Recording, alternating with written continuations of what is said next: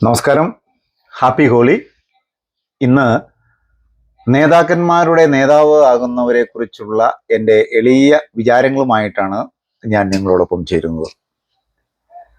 അവരുടെ നേതൃത്വ ഗുണങ്ങളും തന്ത്രങ്ങളുമൊക്കെ ഓർത്തപ്പോൾ അത് സുഹൃത്തുക്കളുമായിട്ട് പങ്കുവയ്ക്കണമെന്ന് തോന്നി. അതിനായിട്ട് നമുക്ക് അമേരിക്കൻ പ്രസിഡന്റിൻ്റെയും ഇന്ത്യൻ പ്രധാനമന്ത്രിയുടെയും നേതൃത്വ ഗുണങ്ങളൊന്ന് വിശകലനം ചെയ്താലോ? നെടുമ്പാറ ഇൻസ്പിറേഷൻ 3ലേക്ക് ഏവർക്കും സ്വാഗതം. ഈ പ്രസിഡന്റ്, പ്രധാനമന്ത്രി എന്നൊക്കെ കേൾക്കുമ്പോൾ നമുക്ക് എന്താ തോന്നുക? എനിക്ക് തോന്നുന്നത് അവരൊക്കെ നിശ്ചയദാർഢ്യത്തിൻ്റെ ഊർജം കുടിച്ചുകൊണ്ട് നീങ്ങുന്നവരാണെന്നാണ്. അക്കാഡമിക്കൽ സർട്ടിഫിക്കറ്റ് അല്ല, വൈകാരിക ഗുണങ്ങളും തന്ത്രങ്ങളുമാണ് നേതൃത്വത്തിൻ്റെ പിന്നിലുള്ളതെന്ന് നമുക്ക് മനസ്സിലാക്കാൻ സാധിക്കും. അമേരിക്കൻ പ്രസിഡന്റ് ഡൊണാൾഡ് ജെ ട്രംപിന്റെ അക്കാഡമിക് ക്വാളിഫിക്കേഷൻ എന്താണെന്ന് നമുക്ക് എല്ലാവർക്കും അറിയാം. എക്കണോമിക്കിൽ ബിരുദാനന്തര ബിരുദമാണെന്നാണ് എൻ്റെ ഒരു സുഹൃത്ത് പറഞ്ഞത്. അതുകൊണ്ടായിരിക്കാം അദ്ദേഹം റിയൽ എസ്റ്റേറ്റ് ബിസിനസ് തിരഞ്ഞെടുത്തത്, അല്ലേ? മോദിജി ആണെങ്കിൽ ഗുജറാത്ത് യൂണിവേഴ്സിറ്റിയിൽ നിന്നും പൊളിറ്റിക്കൽ സയൻസിൽ ബിരുദാനന്തര ബിരുദം എടുത്തിട്ടുണ്ടെന്നാണെന്ന് എനിക്കറിയാൻ കഴിഞ്ഞത്. ഇവിടെ വിദ്യാഭ്യാസത്തിന്റെ മാനദണ്ഡമല്ല പ്രധാനം, നേതൃത്വ പാഠവുമാണ് പ്രാധാന്യം, അല്ലേ? ട്രംപിന് ഒരു എക്സിക്യൂട്ടീവ് ലീഡർഷിപ്പ് ഉണ്ട്, അല്ലേ? ചില സക്സസിബിൾ ട്രാക്ക് റെക്കോർഡ് അദ്ദേഹത്തിനുണ്ട്. അവരവരുടേതായ ഒരു ലീഡർഷിപ്പ് സ്റ്റൈൽ. മറ്റുള്ളവരുടെ കണ്ണ് ചെന്നെത്താത്തിടത്ത് ട്രംപിന്റെ കണ്ണുകൾ ചെന്നെത്തും. അതാണല്ലോ അദ്ദേഹത്തെ അമേരിക്കൻ പ്രസിഡന്റ് ആവാൻ സഹായിച്ചത്. ചിന്തയുടെ സാമ്രാജ്യത്തിൽ ചിറകുകൾ വിരിയിക്കാൻ ട്രംപിനറിയാം. തന്റെ പ്ലാനുകളെ മാത്രം പ്രവൃത്തിയിൽ കൊണ്ടുവരാനാണ് അദ്ദേഹത്തിന്റെ ശ്രമം. എവിടെ എത്തണമെന്ന് ഉറപ്പിച്ചുകൊണ്ടുള്ള ട്രംപിന്റെ നീക്കങ്ങൾ നിങ്ങൾ ശ്രദ്ധിച്ചിട്ടുണ്ടോ? വളരെ ശ്രദ്ധേയമാണത്. തന്റെ കയ്യിലെ ആയുധങ്ങൾ ബുദ്ധിയോടെ തന്ത്രപൂർവ്വം എടുത്തങ്ങ് ഉപയോഗിക്കും. വരുമ്പോ വന്നെടുത്ത് വെച്ച് കാണാം, അല്ലേ? ഭാരതം റിയൽ എസ്റ്റേറ്റിന് വലിയ പ്രാധാന്യമൊന്നും കൊടുക്കാറില്ല, ഉണ്ടോ? അവരെയൊക്കെ വിശിഷ്ട അതിഥിയായിട്ട് ഏതെങ്കിലും പ്രോപ്പർട്ടി ഡീലറെയോ റിയൽ എസ്റ്റേറ്റുകാരെയോ വേദിയിൽ വന്നാൽ പണം കൊടുത്തിട്ടാണ് അവർ വേദിയിൽ കയറി ആദരവ് വാങ്ങിയെന്നേ ആളുകൾ പറയൂ. ഒരു ഗവേഷകന്റെ മനസ്സാണ് ഒരു ബിസിനസ്സുകാരന് വേണ്ടതെന്നാണ് ട്രംപിന്റെ അഭിപ്രായം. അതുപോലെ തന്നെ വലുതാകണമെങ്കിൽ വലുതായി ചിന്തിക്കാൻ കഴിയണം.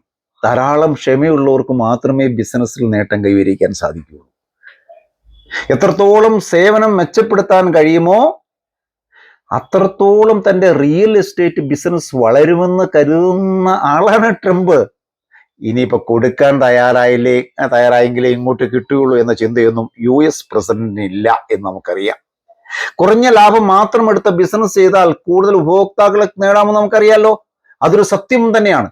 എങ്കിലും ട്രംപിന് അങ്ങനെ ഒരു വിചാരമില്ലെന്ന് എനിക്ക് തോന്നുന്നത്. സ്വന്തം തട്ടുകം തിരിച്ചറിഞ്ഞും തിരിച്ചടി പ്രതീക്ഷിച്ചും കൊണ്ടുമുള്ള രീതിയാണല്ലോ ഈ തലപ്പത്തിരിക്കുന്നവരെ ഒക്കെ ചെയ്യുന്നത്.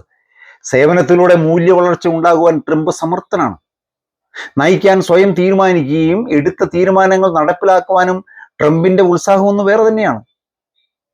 ഇദ്ദേഹത്തിന്റെ മറ്റൊരു പ്രത്യേകത ഞാൻ കണ്ടത് തീരുമാനമെടുക്കലും അത് നടപ്പിലാക്കലും പെട്ടെന്നാണ്. പ്രസിഡന്റ് സ്ഥാനം ഏറ്റ ഉടനെ നമ്മളത് കണ്ടില്ലേ.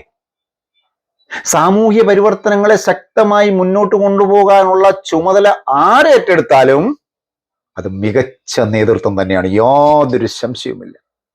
നിങ്ങൾക്ക് നിഷേധിക്കാനാവുമോ? എന്തായാലും ട്രംപിന് അഭിവാദ്യങ്ങൾ നേർന്നുകൊണ്ട് നമുക്ക് ഇന്ത്യൻ പ്രധാനമന്ത്രി നരേന്ദ്രമോദിയുടെ ഈ നേതൃത്വ സ്റ്റൈൽ ഒന്ന് വിലയിരുത്താം. മോദിജി പൊളിറ്റിക്കൽ സയൻസിൽ ബിരുദാനന്തര ബിരുദം നേടിയിട്ടുള്ളതാണല്ലോ പറയുന്നത്. ചായ വിറ്റ് നടന്നവനാണോ അല്ലയോ എന്നതിലല്ല കാര്യം. ബോധപൂർവമുള്ള തീരുമാനങ്ങൾ എടുത്ത നേതൃത്വം ാണ് കാര്യം, അല്ലേ? നിർണായകപരമായ നിമിഷത്തിൽ മോദി പ്രതികരിക്കാറുണ്ടല്ലോ. ഒരു കൂസലുമില്ലാതെ നേതൃത്വം അങ്ങനെ ഏറ്റെടുക്കുകയും ചെയ്യും. ഉയർന്ന പ്രതീക്ഷകൾ ലക്ഷ്യമിട്ട് ഉയർന്ന കാര്യക്ഷമത നേടാനുള്ള ഒരു ശ്രമമാണ് മോദിജി നടത്തിക്കൊണ്ടിരിക്കുന്നത്. പക്ഷേ വർഗീയ ചിന്തകൾ അദ്ദേഹത്തെ ഭരിക്കുന്നുണ്ടെന്നാണ് എൻ്റെ അഭിപ്രായം. ജാതി മത വർഗ ചിന്തകൾക്കപ്പുറം കടക്കാൻ കഴിയുമ്പോഴാണ് നാം ലോക സംസ്കാരത്തിലേക്ക് ഉയരുന്നത് എന്ന ചിന്തയൊന്നും മോദിജിക്കില്ല എന്ന് എനിക്ക് തോന്നുന്നു. ഉണ്ടായിരുന്നുവെങ്കിൽ ഈ ജാതി മത വർഗ ചിന്തകളൊന്നും അദ്ദേഹത്തെ ഭരിക്കുമായിരുന്നില്ല. വർഗീയ ചിന്തകളെ ന്യായീകരിക്കുന്നത് സാംസ്കാരിക മനസ്സിന് ഒട്ടുമിണങ്ങിയതല്ല. എങ്കിലും മോദിജിയുടെ സ്വഭാവം വെച്ച് നോക്കുമ്പോൾ അദ്ദേഹം അതിജീവിക്കാൻ വേണ്ടി നിരന്തരം വളരുന്ന ഒരു നേതാവാണെന്ന് കാണാം. വിജയിക്കാൻ വേണ്ടി ഓടുക, തടസ്സങ്ങൾ തരണം ചെയ്യുക, ശ്രദ്ധ കേന്ദ്രീകരിച്ച് വിജയത്തിനായി പ്രയത്നിക്കുക, ഇതെല്ലാം ഇദ്ദേഹം ചെയ്യുന്നതായി നമുക്ക് കാണാനാവും.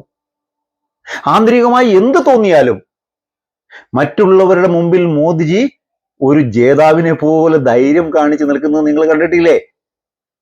അതുപോലെ വിജയത്തിന് വേണ്ടി മുൻകൂട്ടി ആസൂത്രണം ചെയ്യാനുള്ള അദ്ദേഹത്തിന്റെ മിടുക്ക് എനിക്കും കൂടി ഒരു പ്രചോദനമാകണമേ എന്ന പ്രാർത്ഥന എനിക്കുള്ളൂ. മോദിജിയുടെ മറ്റൊരു രീതിയിൽ ഞാൻ ഒരു പ്രത്യേകത കണ്ടു.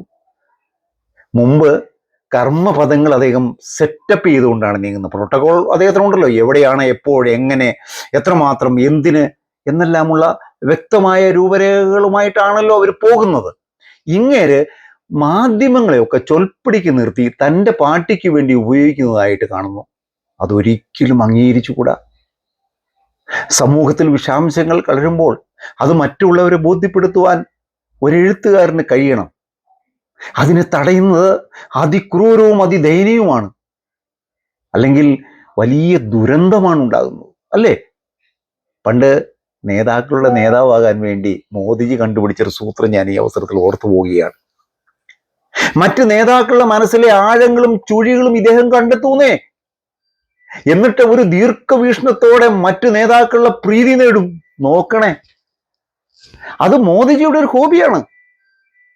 താൻ വിശ്വസിക്കുകയും പ്രസംഗത്തിലൂടെ പറയുകയും ചെയ്യുന്ന കാര്യങ്ങൾ എന്ത് ത്യാഗവും സഹിച്ചും നടപ്പാക്കും എന്ന വിശ്വാസം ജനങ്ങളിൽ ജനിപ്പിക്കാൻ ഇദ്ദേഹത്തിന് കഴിഞ്ഞു എന്നതാണ് മോദിജിയുടെ നേതൃത്വ ഗുണത്തിന്റെ പ്രത്യേകത എന്ന് പറയുന്നത്. വാദ പിടിച്ച ആൾക്കാരൊക്കെ കറങ്ങി ഇങ്ങനെ വർഷങ്ങളോളം കൊണ്ടുപോകും, അത് വേറെ കാര്യം. എന്നാൽ പ്രവർത്തനങ്ങൾ നമ്മൾ പ്രതീക്ഷിച്ചതുപോലെ ആകണമെന്നുമില്ല. നല്ലൊരു ദാസന് മാത്രമേ നല്ലൊരു യജമാനാകാൻ കഴിയൂ എന്നൊരു ചൊല്ലുണ്ടല്ലോ. ഈ കാര്യത്തിൽ മോദിജിക്ക് ധാരാളം അനുഭവങ്ങളുണ്ട്.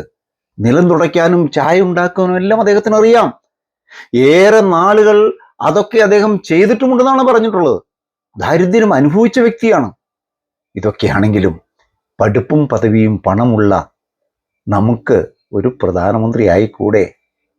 ഇതിനെ ഒരു വെല്ലുവിളിയായി കണ്ട് നിങ്ങൾക്കും ഒരു പ്രധാനമന്ത്രിയാകാൻ സാധിക്കട്ടെ എന്ന് പ്രത്യാശിക്കുന്നു. ഈ ചാനൽ ഇഷ്ടമായാൽ ലൈക്ക്, ഷെയർ, സബ്സ്ക്രൈബ് ചെയ്യുവാൻ മറക്കരുതേ എന്ന് പ്രത്യാശിക്കുന്നു. Thank you.